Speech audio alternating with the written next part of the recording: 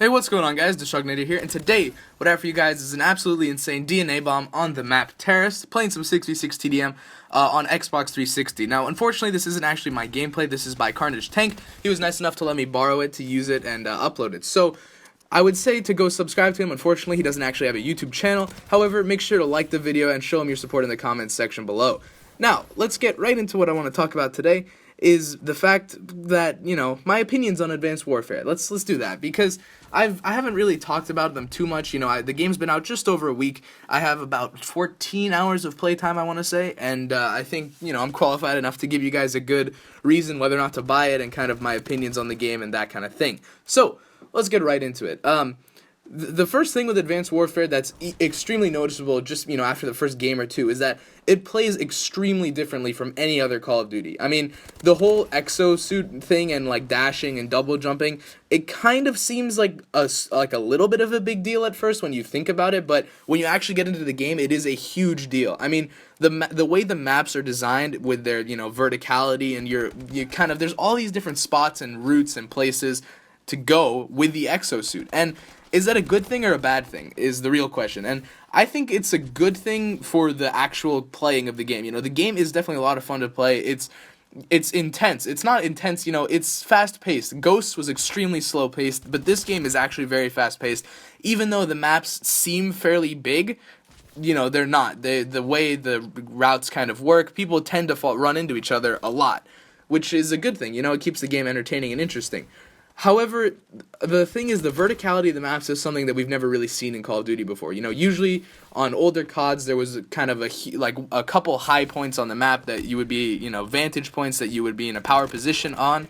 But in this game, it's different because, you can kind of go from anywhere, and it's different ways of dodging gunfights. Like if you jump straight up or dash to the side instead of just kind of drop shotting or jump shotting like we're used to, it makes things a lot different. Especially with the way that people kind of engage in gunfights, I want to say. So, a lot of the time, or before in Call of Duty, there were several rush shots to kind of get to a place, but you, as a player, only really had to be aware of kind of maybe 2 or 3 different routes at a time, depending on, whether you're a good player or not. So, you would typically try to put yourself in a situation where there's kind of only 2 or 3 ways that you have to watch and be aware of, and that was that. And so that's pretty easy to do for a skilled player to, watch those different ways.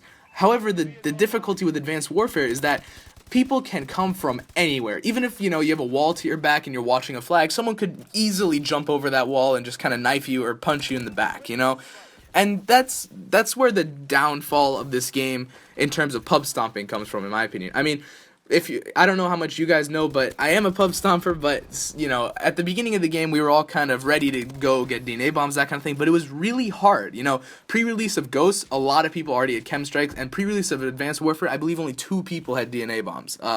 So that already says something about the game. I mean, it's very difficult because you have to not only be aware of a direction or 2 or 3 or 4, you have to be aware of everywhere, including, not just 360 degrees around you, but like a whole semicircle of where enemies could come from. So that makes it really hard. However, that actually introduces a sort of skill gap to the game. The person who learns how to kind of master their exosuit and is able to use it effectively and, navigate the map well and get around enemies, that's the person who's going to succeed in this game. And it's a good thing in my opinion. A game that has requires skill or has a skill gap or anything like that is going to be a better game than one that doesn't. So anyway, the gameplay is just about wrapping up here. He actually gets the DNA bomb on the last kill, but you'll see at the end he gets a vicious medal, which means he got a 30 gun streak because he didn't use any kill streaks. Anyway, hopefully you guys enjoyed the video. Hopefully you agree with what I said about Advanced Warfare. Let me know what you think of the game overall in the comment section below.